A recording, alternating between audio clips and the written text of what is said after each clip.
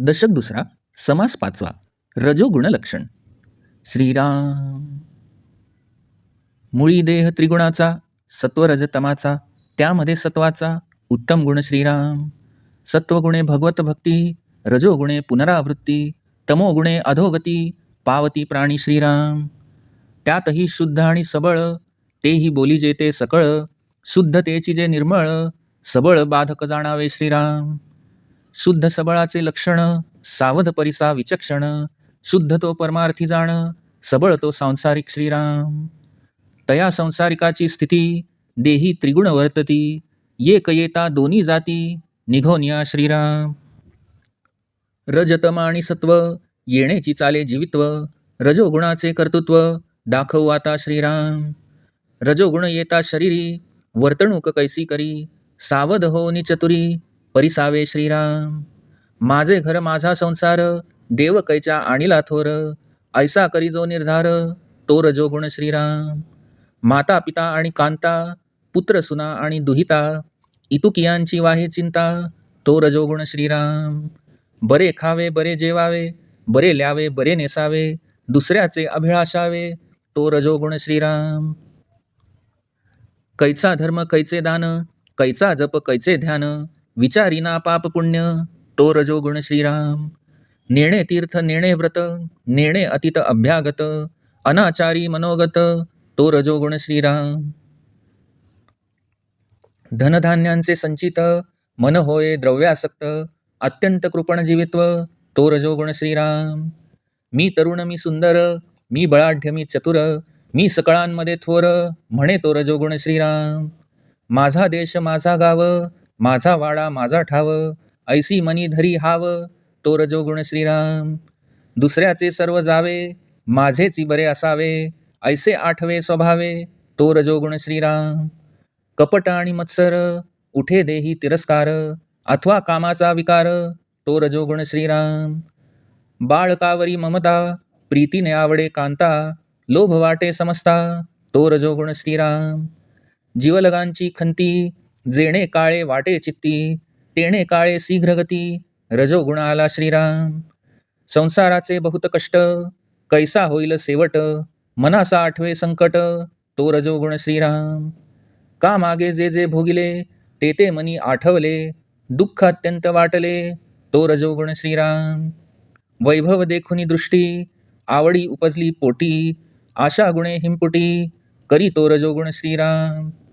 जे जे दृष्टी पडिले, ते ते मने मागितले, लभ्य नसता दुःख झाले, तो रजोगुण श्रीराम. विनोदार्थी भरे मन, शृंगारिक करी गायेन, राग रंग तान मान, तो रजोगुण श्रीराम. टवाळी ढवाळी निंदा, सांगणे घडे विवादा, हास्य विनोद करी सर्वदा, तो रजोगुण श्रीराम. आळस उठे प्रबळ, कर्मणुकेचा नाना खेळ, का उपभोगाचे गोंधळ, तो रजोगुण श्रीराम. कळावंत बहुरूपी, नटावलोकी साक्षेपी, नाना खेळी दान अर्पी, तो रजोगुण श्रीराम. उन्मत्त द्रव्यावरी अतिप्रीती, ग्रामज्य आठवे चित्ती, आवडे नीचाची संगती, तो रजोगुण श्रीराम. तस्कर विद्या जीवी उठे, परन्यून बोलावे वाटे, नित्य नेमास मन विटे, तो रजोगुण श्रीराम. देवकारणी लाजाळू, उदरा लागी कष्टाळू, प्रपंची जो स्नेहाळू, तो रजोगुण श्रीराम. गोडग्रासी आळकेपण, अत्यादरे पिंड शोषण, रजोगुणे उपोषण, केले नवचे श्रीराम. शृंगारिकते आवडे, भक्ती वैराग्य नावडे, काळा लाघवी पवाडे, तो रजोगुण श्रीराम. नेणोनिया परमात्मा, सकळ पदार्थी प्रेमा, बळात्कारे घाली जन्मा, तो रजोगुण श्रीराम. असो ऐसा रजोगुण, लोभे दावी जन्म मरण, प्रपंची तो सबळ जाण, दारुण दुःख भोगवी श्रीराम. आता रजोगुण हा सुटेना, संसारिक हे तुटेना, प्रपंची गुंतली वासना, यास उपाय कोण श्रीराम. उपाय एक भगवत भक्ती, जरी ठाकेना विरक्ती, तरी येथानुशक्ती, भजन करावे श्रीराम. काया वाचा आणि मने, पत्रे पुष्पे फळे जीवने, ईश्वरी अर्पुनिया मने, सार्थक करावे श्रीराम. येथानुशक्ती दान पुण्य, परी भगवंती अनन्य, सुख दुःखे परिचिंतन, देवाचेची करावे श्रीराम. आदि अंती एक देव, मध्येची लाविली माव, म्हणून या पूर्ण भाव, भगवंती असावा श्रीराम. ऐसा सबळ रजोगुण, संक्षेपे केले कथन, आता शुद्ध तो तू जाण, परमार्थिक श्रीराम. त्याचे ओळखीचे चिन्ह, सत्वगुणी असे जाण, तो रजोगुण परिपूर्ण, भजन मूळ श्रीराम. ऐसा रजोगुण बोलिला, श्रोती मने अनुमानिला, आता पुढे परिसला, पाहिजे तमोगुण श्रीराम. इति श्रीदासबोधे गुरुशिष्य संवादे रजोगुण लक्षणनाम समास 5वा समाप्त.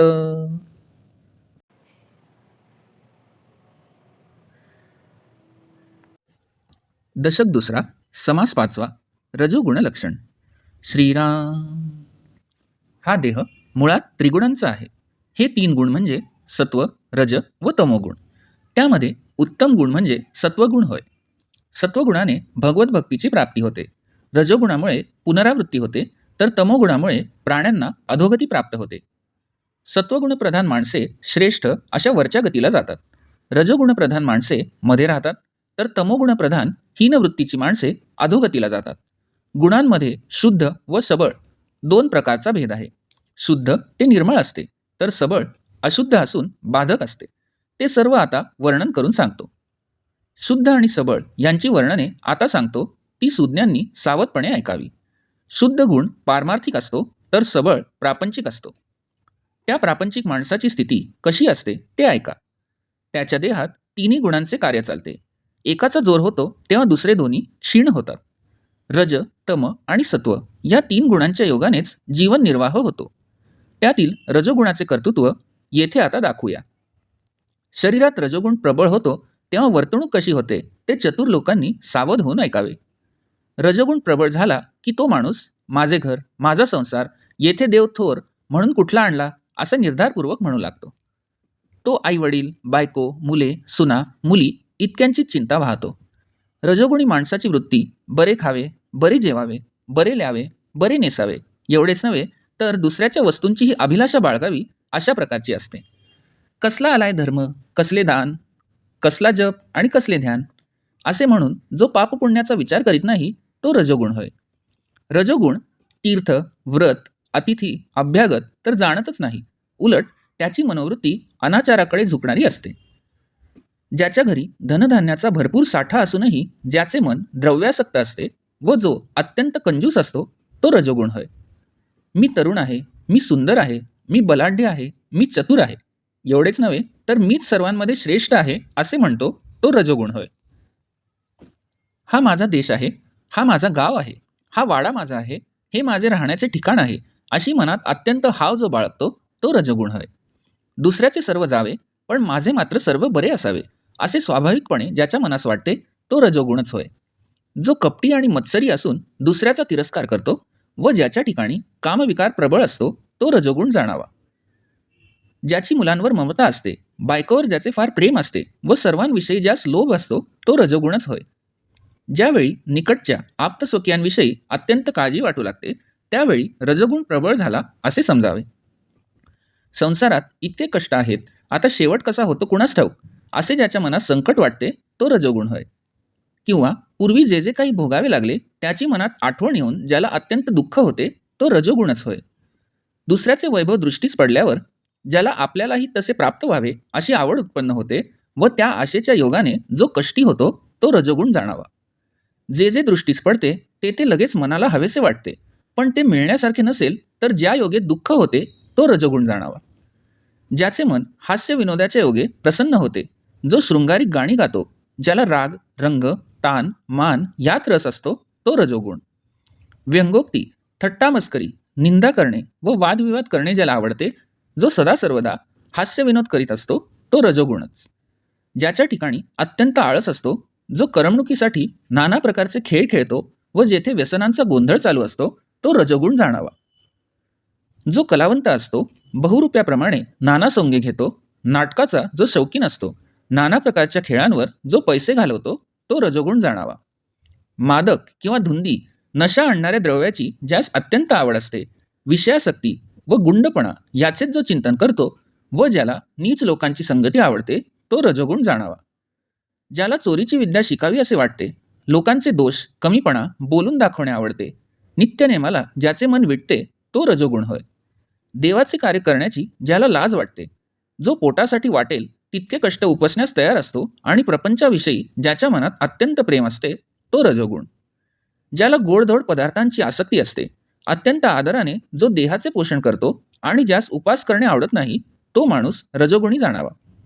ज्यास शृंगारिक गोष्टींची आवड असते, भक्ती वैराग्य वगैरे मुळीच आवडत नाही व जो रसिकतेने कलागुणांचे कौतुक करण्यात प्रवीण असतो तो रजोगुण.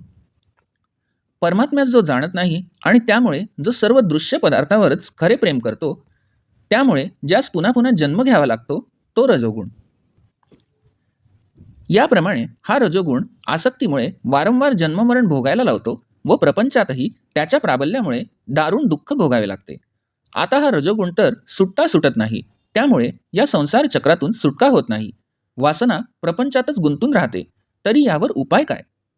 त्यावर श्री समर्थ म्हणतात की यावर भगवत भक्ती हा एकच उपाय आहे. आपल्या ठिकाणी जरी वैराग्य नसले तरी यथाशक्ती भगवत भजन करावे.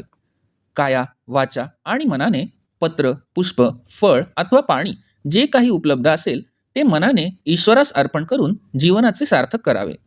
यथाशक्ती दान पुण्य करीत जावे व कुठल्याही परिस्थितीत सुखात अथवा दुःखात चिंतन देवाचेच करावे. भगवंतालाच सदैव अनन्य शरण असावे. या विश्वाच्या आदी व अंती एक देवच आहे, मध्ये उगीच ही माया भुलवते. म्हणून पूर्ण भाव एका भगवंताच्या ठिकाणीच असावा. सबळ रजोगुण हा असा आहे, त्याचे येथे थोडक्यात वर्णन केले आहे. आता शुद्ध रजोगुण जो पारमार्थिक असतो तोही तू जाणून घे. सत्वगुणाच्या वर्णनातच त्याच्या ओळखीची चिन्हे सापडतात.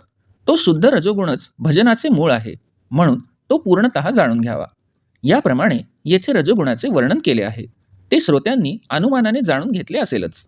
आता पुढे तमोगुणाचे वर्णन केले आहे, तेही श्रवण करावे. इति श्री दासबोधे गुरुशिष्य संवादे रजोगुणलक्षणनाम समास 5वा समाप्त.